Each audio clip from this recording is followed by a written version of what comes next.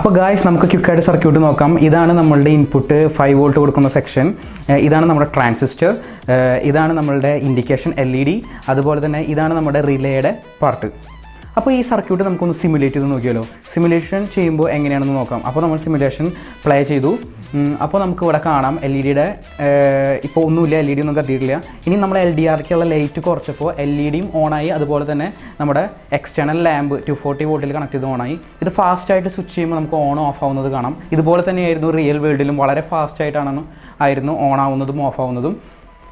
ഇനി നമുക്ക് ജസ്റ്റ് ഒന്ന് ഇതിൻ്റെ PCB ലേഔട്ട് നോക്കാം. ഇതാണ് ഇതിൻ്റെ റിയൽ വേൾഡ് PCB ലേഔട്ട്. ഇനി അതെന്ന് പറയുന്നത് നമുക്ക് ആർട്ട് വർക്ക് ഫോമിൽ ഇങ്ങനെ ഇരിക്കും. അപ്പോൾ ആർക്കാണ് ഈ ആർട്ട് വർക്ക് ഫോം ആവശ്യമെന്ന് വെച്ച് കഴിഞ്ഞാൽ എന്നോട് പറഞ്ഞു കഴിഞ്ഞാൽ എനിക്കത് മെയിൽ ചെയ്ത് തരാൻ പറ്റും. അപ്പോൾ നിങ്ങൾക്കത് ഉപയോഗിച്ച് നിങ്ങൾക്ക് PCB എച്ചിങ് ചെയ്യാം. ഇനി PCB എച്ചിങ് അറിയാത്തവർക്ക് ഇനിയുള്ള വീഡിയോസ് വരുന്നുണ്ട്. അപ്പോൾ PCB എച്ചിങ്ങിനെ കുറിച്ചും നിങ്ങൾക്ക് എങ്ങനെ വീട്ടിൽ സർക്യൂട്ട് ഈസി ആയിട്ട് ഉണ്ടാക്കാം എന്നുള്ളതിനെക്കുറിച്ചുമുള്ള വീഡിയോസ് വരുന്നുണ്ട്. ഇനി കമ്പോണൻസിൻ്റെ ഡീറ്റെയിൽസും കൂടി നമുക്ക് നോക്കാം ഉപയോഗിച്ചിരുന്നത്. ഇതിൽ ഡയോഡിൻ്റെ പ്രൈസ് ആകെ ഒരു രൂപ വരുന്നുള്ളൂ. പിന്നെ അതുപോലെ തന്നെ ട്രാൻസിസ്റ്റർ 1 റുപ്പീസ്, പിന്നെ 5 വോൾട്ട് റിലേ എന്ന് പറയുന്നത് ഒരു 15 to 30 റുപ്പീസിൻ്റെ അടുത്ത്.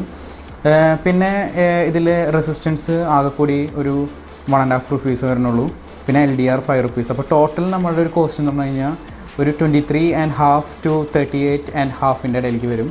അപ്പോൾ അത് വളരെ ചീപ്പാണ്. അപ്പോൾ എല്ലാവരും പറ്റുന്നവർ ഐഡിയ കിട്ടിയിട്ടുള്ളവരൊന്ന് ട്രൈ ചെയ്ത് നോക്കാം. So that's all about today's video. Then I'm signing off.